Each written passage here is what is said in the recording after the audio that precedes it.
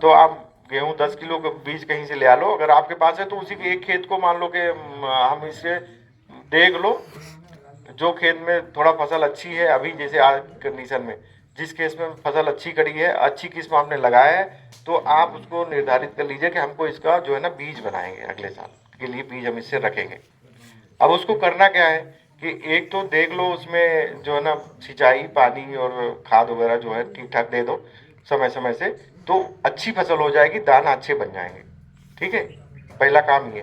दूसरा काम ये है कि उसमें अगर देखे रहो कोई कीड़े बीमारी आते हैं तो उनके लिए भी कंट्रोल समय पे कर लो, तो फसल आपकी प्रभावित नहीं होती, दाना अच्छे बनते हैं। मेन चीज़ है दाना अच्छे बनने चाहिए। ठीक है, दूसरा काम यह है कि उसमें हम प्योरिटी की बात करते हैं।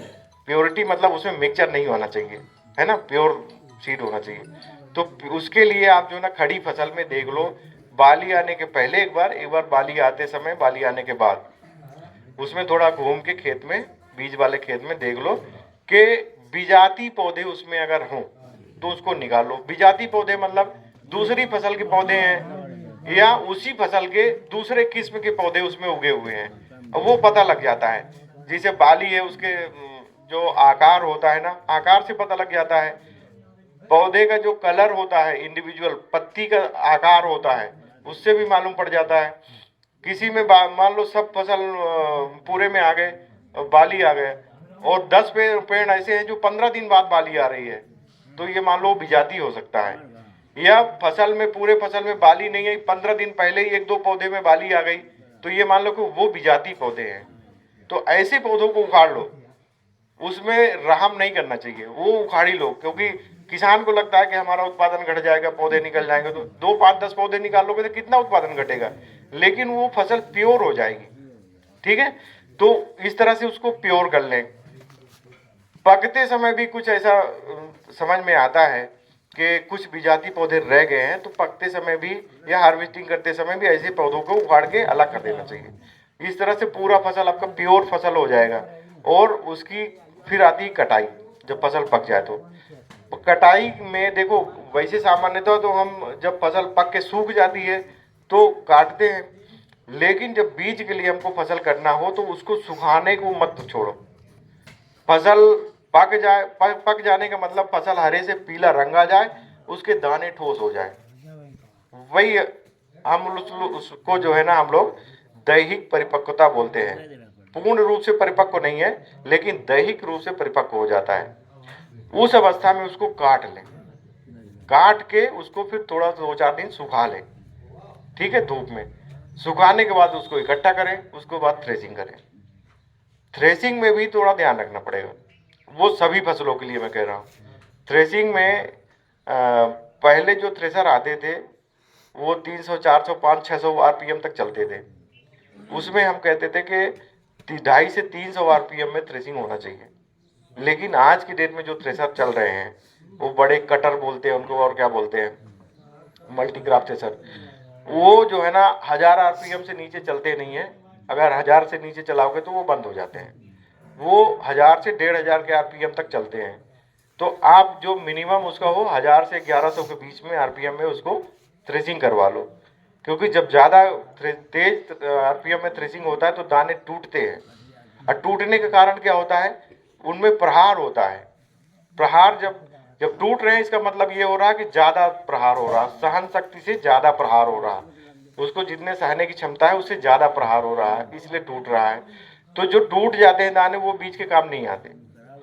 कई दाने ऐसे होते हैं जो टूटे नहीं होते हैं, और फिर भी वो प्रहार से बेकार हो जाते हैं, वो बीज का काम नहीं करेंगे। वजह ये है कि जो दाना होता है ना, दाना पूरा का पूरा उसमें जीव नहीं होता, उसमें एक भ्रूण होता है छोटा सा दाने में। जैसे जीवों का, इंसानों का भ्रूण होता है ना, गर्भ में छोटा भ्रूण होता है, वो बढ़ता है, वैसे ही छोटा भ्रूण बीज के अंदर होता है, वो नहीं मरना चाहिए। और कई बार ऐसा होता है कि उस प्रहार से दाना टूटता नहीं है, झटका नहीं हुआ, लेकिन वो मर गया होगा। ठीक है, वो मर जाएगा तो उगेगा नहीं, वो भले अच्छा दाना देखने में अच्छा है, वो नहीं उगेगा। इसलिए हम कहते हैं आरपीएम कंट्रोल करना चाहिए थ्रेसर से। तो पुराने थ्रेसर का जो है ना 250 से 300 आरपीएम, नए थ्रेसर का ये बड़ा थ्रेसर जो आता है कटर, उसका 10 से 1100 के बीच में बढ़िया थ्रेसिंग हो जाता है। मिनिमम टूटता है, मतलब टूटता तो फिर भी है, फिर भी मिनिमम टूटता है, ज़्यादा नहीं टूटता। इस तरह से हम दाना निकाल लेते हैं। दाना निकाल करके उसको साफ कर लेते हैं, उसका जो कचरा पचरा होता है उड़ा देते हैं साफ करके। सुखाना कितना चाहिए?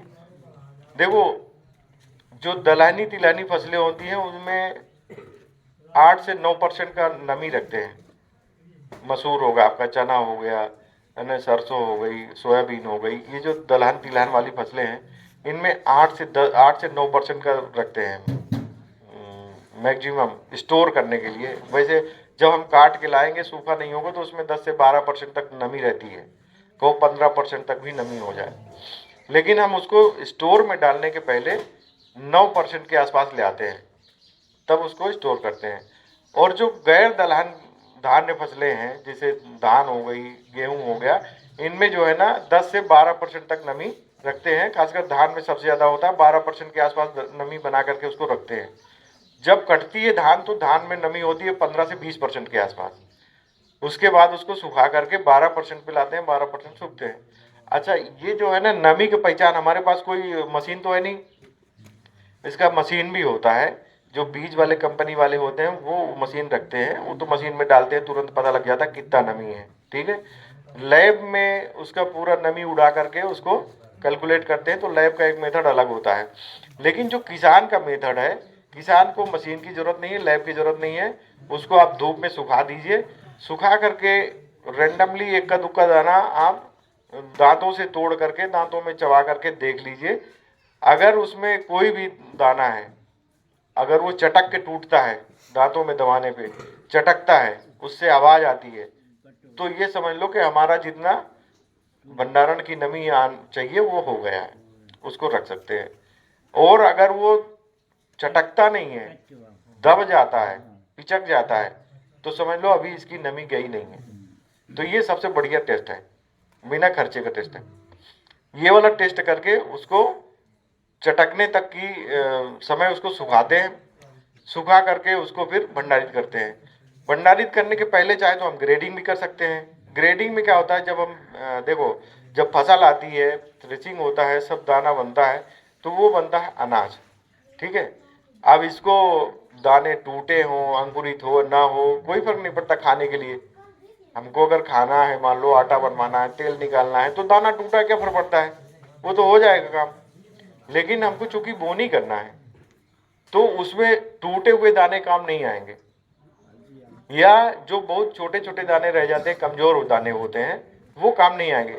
वैसे भी क्या है कि जब गेहूं की बाली आप लोग देखे होंगे, गेहूं में जो सबसे ऊपर का 10%, करीब 5 से 10% क्षेत्र होता है बाली का ऊपर का, और नीचे से सबसे नीचे वाला क्षेत्र जो होता है 5 से 10%, दो 3-4 दाने नीचे रहते हैं, 3-4 दाने ऊपर रहते हैं, वो छोटे होते हैं दाने, कमजोर होते हैं।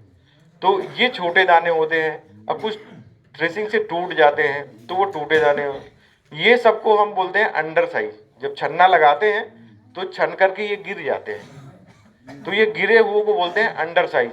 उसमें सही सलामत दाने भी होते हैं जो छोटे होते हैं, और टूटे हुए दाने भी होते हैं जो कट के 2 टुकड़ा या 3 टुकड़ा हो जाते हैं, तो वो भी है, छन के नीचे आ जाते हैं। ये अंडर साइज होते हैं।